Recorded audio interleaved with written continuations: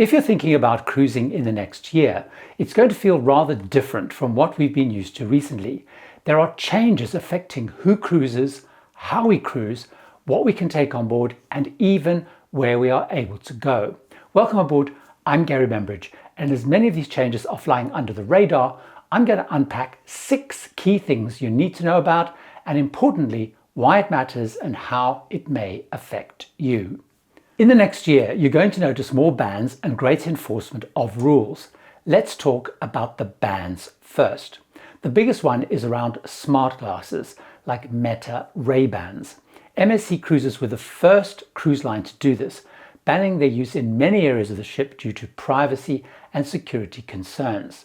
This has caused some concern and pushback from cruisers with sight impairments because they are using these glasses in increasing numbers to help them move around and navigate spaces. You can on MSC use smart glasses in your cabin and ashore, but they will be confiscated if you use them in public areas like dining rooms, pools and theatres. Carnival Cruise Line at the time of making this is permitting them to be brought on board, but you cannot use them through the gangway and security operations. But this is one area to watch. I think this ban will accelerate. The second key thing I'm seeing is cruise lines clamping down on bad behaviour and rule breaking this year, with 2 standout ones. First, around the behaviour of unescorted kids running a little bit amok on board. Many of the largest cruise lines have now introduced curfews, restricting the time that kids under the age of 18 can be around the ship unescorted.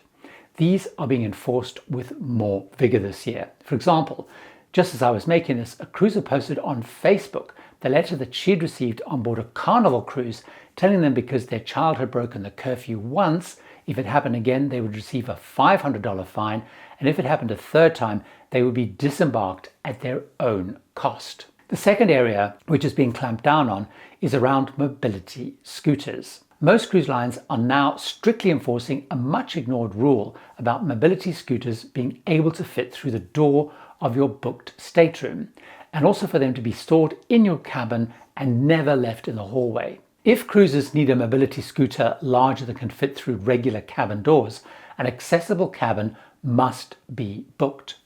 These days, when guests arrive with scooters to check in, if that scooter does not fit within the booked cabin door, they're usually being denied boarding without any compensation. One positive change this year is that loyalty status is becoming more valuable if you like trying different lines. While status matching has been offered by more lines in the past year, there are even more options this year. Already in place was Royal Caribbean Group offering status matching across their 3 main lines, Royal Caribbean, Celebrity and Silversea. This change benefited me last year and will again this year when I'm cruising on Celebrity. The Norwegian Group also introduced status matching across their 3 brands, Norwegian Cruise Line, Oceania Cruises and Regent 7 Seas, although you do have to apply for it cruise by cruise. I also benefited last year from this and will again this year when I'm cruising on Norwegian Aqua. Explore Journeys was status matching only ultra-luxury lines last year like Seabourn, Silversea, Regent, Oceania, Seadream, Ritz-Carlton, but this year they've added some luxury and premium lines like Azamara and Cunard. Their sister line MSC Cruises has expanded our status match options this year with more hotels, airlines and cruise line programs added to the list of who they will match. This year, although for a limited time, Virgin Voyages is also offering status matching and including a wide range of airlines, hotels and cruise line programs. One of the most appealing changes for many this year is the expansion of adult-only cruising with more options than ever before. Carnival will be running more adult-only cruises in the Caribbean. These are casino-focused cruises, but there's many more after trialling it last year. The biggest news is, of course, that Oceania have announced that they are now only for adults over 18 years of age, that they will honour under 18s on bookings made before the 7th of January 2026. This is a big change, meaning Oceania joins another luxury line, Viking, offering adult-only cruises. Other adult-only cruises this year are available on Virgin Voyages, while in the UK there's Saga, Ambassador, selected P&O ships Arcadia Aurora, and also on selected Marella ships too. There's also a brand new adult-only small ship line launching this year called the Danta World, with a 300-passenger ship called Elegant. However, despite the shift to more adult-only cruising, it still is not good news this year for solo cruises, because at the same time as Norwegian Group is going adult-only on their Oceania line, they've backtracked from earlier plans to have more solo cabins on the Norwegian Cruise Line, and they're going to be reducing numbers, in fact. Also, we're seeing on some lines, particularly Celebrity, that they're pricing solos in the next year at more than they're charging for 2 people booking a cabin. It looks to me like lines may be starting to set quotas on how many solo occupied cabins they have on some sailings now, and they're ramping up the cost for solos above double occupancy fares when that's reached. So that's something to watch out for. Cruising will also offer rather different options this year because there's a wave of new ships and even entirely new cruise lines arriving. Although unfortunately at the same time, there's a dramatic pullback in one of the more experimental ideas that we were promised this year. More on that shortly. The new lines launching are mostly at the high end of cruising, but there are several new regional lines too. Four Seasons line is launching with the first of their purpose-built 190-passenger yachts. Orient Express line is launching with their very first ship, Corinthian, carrying 108 guests. The regional lines launching are the Danta World that I mentioned earlier, with the 300-passenger adult-only Elegant ship starting up in the Mediterranean and Adriatic, and Terra Nova Expeditions, using the old RMS St. Helena that used to sail to that island from South Africa, is launching focusing on the Antarctica and the polar regions. There is also a wave of 9 new ships coming into service this year, mostly in the mainstream mega ship resort and then the luxury segments. The resort-style ships launching this year are as follows. The 7,600-passenger Royal Caribbean Legend of the Seas, their latest Icon-class ship. The 7,000-passenger Disney Adventure, based in Singapore and will be their largest ship. The 6,758-passenger MSC World Asia, which is part of their world-class series like World Europa and World America. The 4,000-passenger Mindshift Flow, which is a sister ship to Relax and part of their Intuition class. The 3,550-passenger Norwegian Luna. This is the latest of the Norwegian Cruise Line's Prima class ships. And the new luxury and ultra-luxury ships launching this year are Viking's Mira and Libra, both with just under 1,000 guests. Libra is the first hydrogen-powered cruise ship, so way more environmental than anything out there, capable of zero emissions that they claim. Explorer Journeys Explorer 3, this is their first LNG ship, still carrying around 900 guests, but with much more space dedicated to kids' clubs. Windstar's 224-passenger Star Explorer will join as a sister to Star Seeker that launched in 2025. And finally, Regent Seven Seas Prestige, the first of 3 Prestige-class ships carrying 822 guests, making it bigger than any other ship in the existing fleet, is also launching this year. However, there is a big pullback on residential ships and lines planned for this year.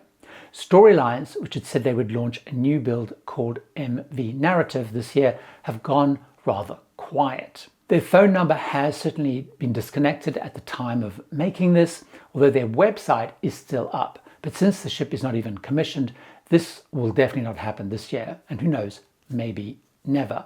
Surprising pullback is by Crescent Seas. They had signed leases in 2025 to take over Regent Seven Seas Navigator and Oceania Insignia as residential ships launching this year. But they pulled out of those and they claim that they are now going to focus on a new build. So it's not happening this year, and again, another one to watch. Villa V Residences have said that they will work on a second ship as a sister ship to their Villa V Odyssey already selling, which is going to be a much more upmarket residential ship. Though it won't be happening this year because there's no signs of what ship that's actually going to be.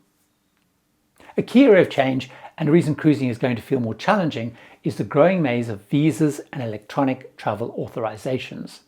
An ever-increasing number of cruising countries require us to get an electronic travel authorization to enter the country to join a cruise, and sometimes even to enter on a cruise ship.